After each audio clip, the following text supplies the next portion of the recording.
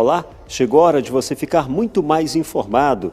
Veja os destaques desta edição na TV e na web. Cresce o número de suplementos alimentares falsificados. Saiba quais cuidados tomar ao comprar presentes no Dia das Crianças. INEP divulga nota do Enem 2015.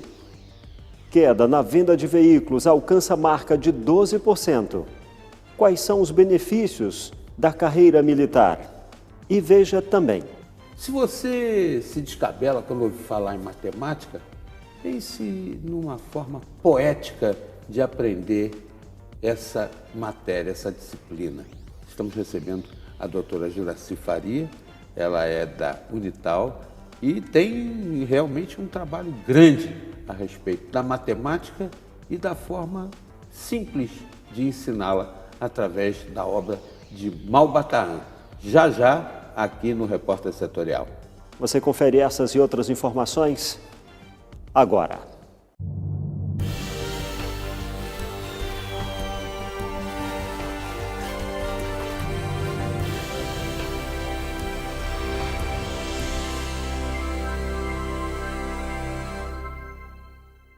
Seja bem-vindo, este é o Repórter Setorial, na TV e na web. Tem um hábito alimentar que virou moda entre os frequentadores de academia, o uso do suplemento. A procura por esse produto é grande e o risco de adulteração na fórmula só aumenta. Para se ter uma ideia, algumas marcas contêm porções de proteína menores do que a descrita na embalagem ou as descritas na embalagem. Um produto com 30 gramas deveria conter 24 gramas de proteína, mas alguns oferecem apenas 3 gramas. Uma diferença de até 86% que tem enganado muitos consumidores e prejudicado a saúde das pessoas. O vendedor Gerson quer ter mais massa muscular. Para acelerar o processo e chegar ao físico ideal, ele recorre ao suplemento alimentar. Há um tempo já que eu consumo, mas hoje em dia eu consumo mais só a proteína, whey protein, né? E para mim eu acho importante. Antes eu tomava mais, né? Mais de diferentes tipos. Eu tinha um resultado bem bacana, conforme eu ia tomando. Você teve algum problema já em consumir esses produtos ou não? Não, graças a Deus não. Nunca tive nenhum problema. A estudante Marcela, de 21 anos, é mais cautelosa com relação a esses produtos. Ela não consome nenhum suplemento sem orientação de nutricionista. Eu tenho um pouco de medo das consequências, dos efeitos colaterais. Alguns suplementos aceleram o coração, então eu tenho medo de... Hoje em dia eu não tenho nenhum tipo de doença, mas que pode desenvolver a longo prazo. Os suplementos fornecem vitaminas e nutrientes necessários ao organismo quando há carência dessas substâncias. Eles complementam a alimentação. Os polivitamínicos são os mais utilizados em dietas desequilibradas. Mas o consumo desses produtos deve ser feito com indicação de especialistas. A indicação de uso de suplementos ela deve ser bem personalizada, individualizada.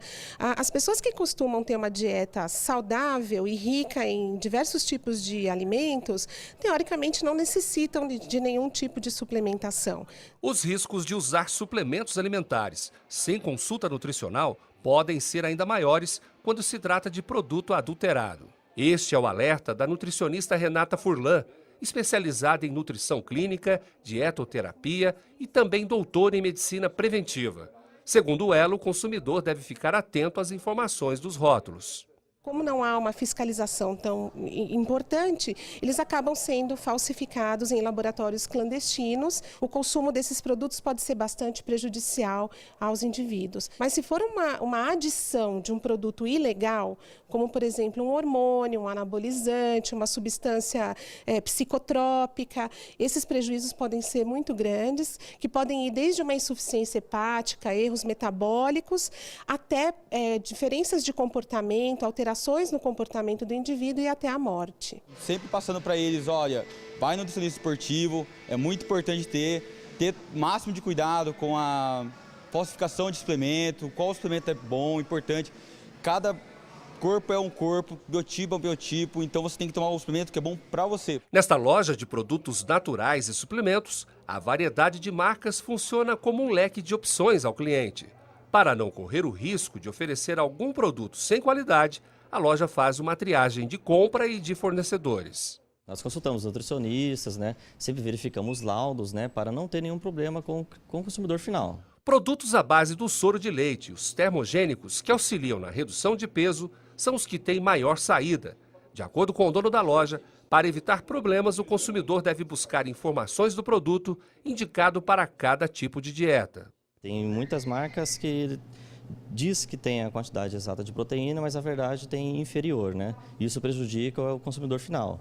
Então é importante estar comprando de marcas confiáveis, em lugares confiáveis, e pode estar ligando direto no fabricante, comprar em lojas confiáveis, né? Igual aqui o cliente vem, a gente explica, tem nutricionistas parceiros nossos que indicam a nossa loja, né? Para o professor e consultor de mercado de suplementos, na maioria das vezes é mais difícil o consumidor identificar um produto adulterado do produto falsificado. Mas quando o produto é falsificado ou o produto é adulterado com adição de substâncias proibidas, coisas assim, aí os efeitos são mais sérios. Então, se o consumidor percebe que o produto está adulterado alguma coisa, ele deve sim entrar em contato com a marca, ele deve buscar uma explicação, e qualquer empresa séria tem a obrigação de dar essa explicação para o consumidor, mas, em último caso, ele pode mesmo buscar as autoridades competentes. Pode buscar a Anvisa, pode buscar a polícia, pode buscar seja lá quem for para garantir seus direitos. O INEP divulgou as notas do Enem do ano passado. Mais de 1 milhão de estudantes de quase 15 mil escolas fizeram a prova. Com o levantamento, é possível traçar um raio-x da situação educacional aqui no Brasil e em como cada fator influencia o desempenho dos estudantes. Pelo 4º ano consecutivo, o governo federal evitou divulgar os dados apresentando a média geral das provas em um formato de ranking. O objetivo é evitar o impacto da comparação direta entre as escolas, já que a atuação dos alunos pode ser afetada por uma série de elementos, incluindo o padrão de vida das famílias dos estudantes, a formação de professores, o número de alunos por escola e a seleção de alunos por meio de vestibulinhos. Isso ajuda a produzir uma informação mais qualificada, porque muitas escolas de alta renda, localizadas em bairros mais de alta renda, com alunos, filhos de pais de alta escolaridade, têm um desempenho melhor. Agora, as escolas públicas, às vezes localizadas em regiões mais vulneráveis, com pais com baixa escolaridade, os alunos estão se esforçando para aprender cada vez mais. Considerando a média das 4 provas objetivas, o resultado evidencia o abismo que há entre as escolas públicas e privadas. Das 100 escolas com maior nota média nas questões objetivas, 97 são privadas.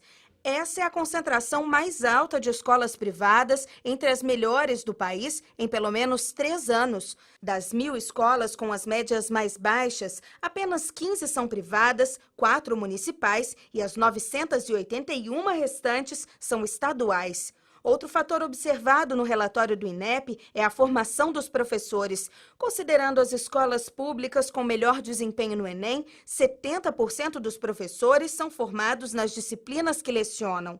O estudo considera ainda há quanto tempo o aluno estuda naquela instituição de ensino. 9 das 10 escolas mais bem colocadas no ranking têm 80% dos estudantes matriculados desde o 1º ano do ensino médio. As médias foram calculadas pela Agência Brasil com base nas notas das escolas em cada uma das 4 provas objetivas do Enem: linguagens, matemática, ciências da natureza e ciências humanas. A prova de redação foi excluída do cálculo por ser objetiva e não seguir a teoria da resposta ao item, como as demais. Mas analisando a média das notas em redação, houve uma elevação de 10% em relação ao Enem de 2014. Em 2015, a média das escolas foi de 543 pontos, enquanto no ano anterior chegou a 491 pontos. O tema da redação de 2015 foi a persistência da violência contra a mulher na sociedade brasileira. Já o de 2014 foi a publicidade infantil em questão no Brasil. A ONG Todos pela Educação afirma que o nível socioeconômico é uma variável que influencia muito o aprendizado,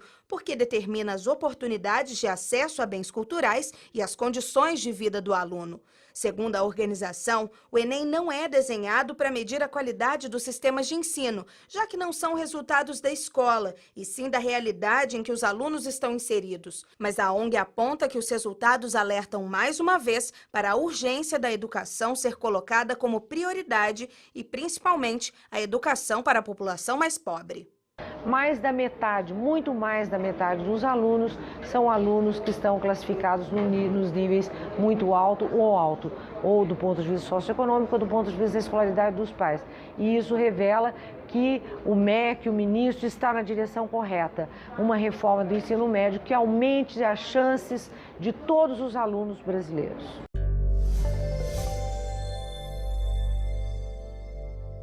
Vamos agora ao plantão da redação. E afastado da Prefeitura de Taubaté, Ortiz Júnior, do PSDB, teve pela terceira vez o julgamento adiado. O tucano tenta reverter a decisão do TRE para ter os resultados das últimas eleições homologados.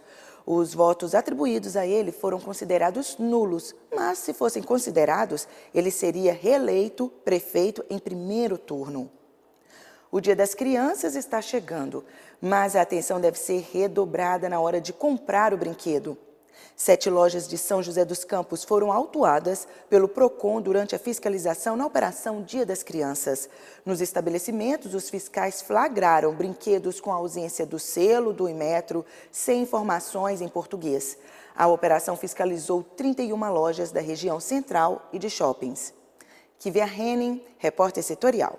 Minha gente, a Polícia Federal indiciou o ex-presidente Lula pelo crime de corrupção passiva. A acusação dessa vez é que ele teria beneficiado um sobrinho que recebeu 20 milhões de reais. Eu disse 20 milhões de reais em propina. Além disso, Lula é réu na Operação Lava Jato. E apesar de tantas acusações, a defesa segue insistindo na declaração de que o ex-presidente está sendo acusado por crime que jamais praticou.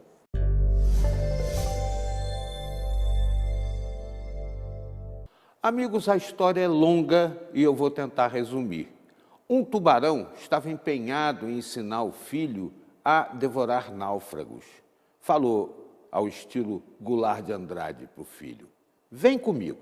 E aí, chegando próximo aos náufragos, ele falou para o filho mostrar só a ponta da barbatana e ficar rodando em volta dos náufragos. Depois mandou que o filho mostrasse totalmente a barbatana e continuasse girando aí com mais velocidade em torno dos náufragos.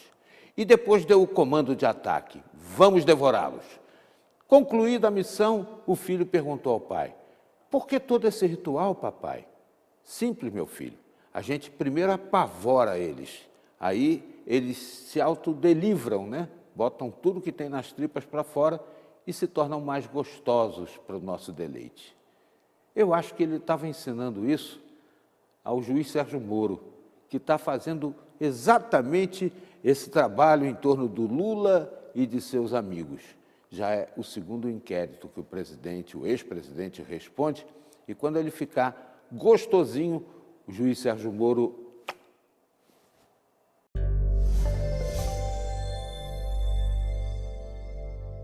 O repórter setorial vai para um rápido intervalo e, na sequência, você fica sabendo. Aumenta a procura pela carreira militar. Aguarde um instante e voltamos já.